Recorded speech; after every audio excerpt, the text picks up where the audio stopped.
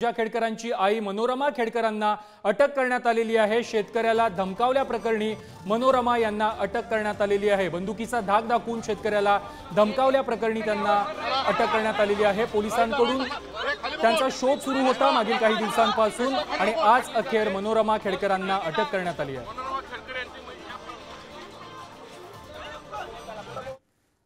ह्यामध्ये गेल्या आठवड्यात 12 तारखेला पौड पोलीस स्टेशनमध्ये गुन्हा रजिस्टर नंबर 302/2024 हा दाखल करण्यात आला होता। ह्यामध्ये जे आरोपी आहेत त्यांना आज सकाळी 6:30च्या सुमारास महाड येथील हिरकणीवाडी ह्या परिसरातून आमच्या स्थानिक गुन्हे शाखेच्या टीमने ताब्यात घेतलेला आहे। मनोरमा खेडकर यांना नेमकी अटक कशी झालेली आहे, पोलिसांनी त्यांचा शोध कसा घेतलाय पाहूयात ग्राफिक्सच्या माध्यमातून। मनोरमा यांना रायगड जिल्ह्यातील महाड जवळ अटक करण्यात आलेली आहे। रायगडच्या पायथ्याशी हिरकणीवाडीमध्ये मनोरमा मुक्कामाला होत्या।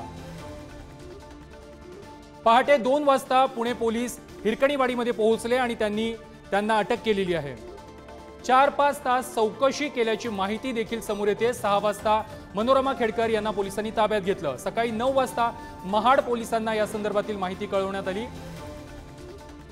त्यानंतर मनोरमा खेडकर यांना घेऊन पुणे पोलीस हे पुण्याच्या दिशेने निघाले।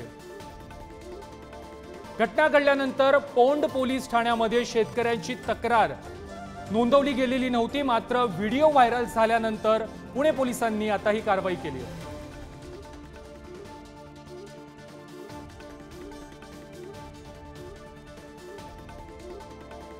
कोणत्या प्रकरणामध्ये मनोरमा खेडकरांना अटक झाली आहे ती पाहूयात।